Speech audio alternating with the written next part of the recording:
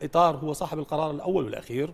زين. أي تدخلات خارجية تقع في جانب الضغط، ممكن أن نفسرها بأنها عامل ضغط دولي في سبيل يعني أنه أولا التأثير على صاحب القرار، وثانيا أن القضية في ظل هذه التوازنات، يعني العراق طيب. هو ليس بمعزل عن لا محيطه الجيوسياسي ولا المحيط الدولي، يعني المحيط الإقليمي مؤثر والمحيط الدولي مؤثر، الداخل أيضا مؤثر.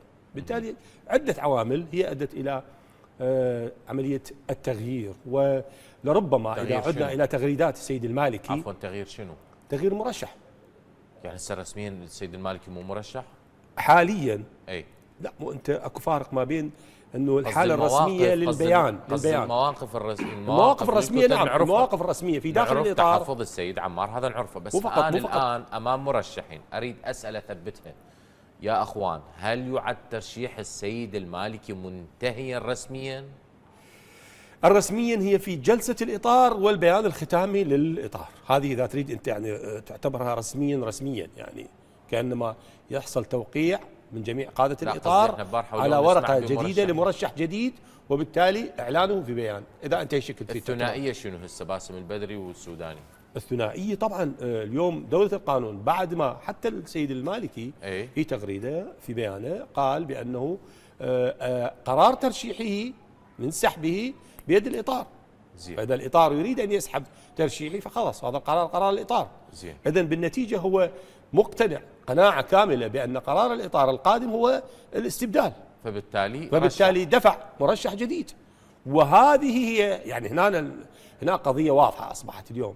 الكل يتحدث عن أن السيد باسم البدري هو المرشح الذي يدعمه السيد المالكي، وكما تحدثت السيدة النائبة بأنه الأساس معه، وأيضا السيد همام حمودي، وكذلك أنا أشك بالفضيلة، يعني الفضيلة لا زالت محايدة.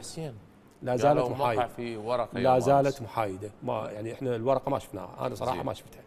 أنا اللي أدري به أكو 3 قوى محايدة لحد هذه اللحظة. في دولة القانون محايدة أكو؟ أبو آلاء الولاي منتصرون؟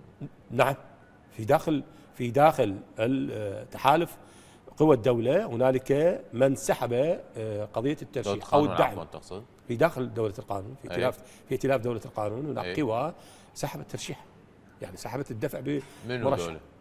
مو واضحين 3 جنابك سميتهم. وبالتالي هم الآن واقفين على الحياد. الفضيلة. نعم. وأبو آلاء. نعم. بعد منه؟ الاثنين، نعم، الاثنين البقية لا، العفو، 2 من الائتلاف وواحد من خارج الائتلاف. زين.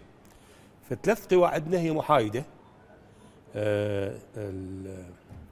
الأسماء ما تحضرني أحيانا، لكن خلينا نسميها 3 من 3 6.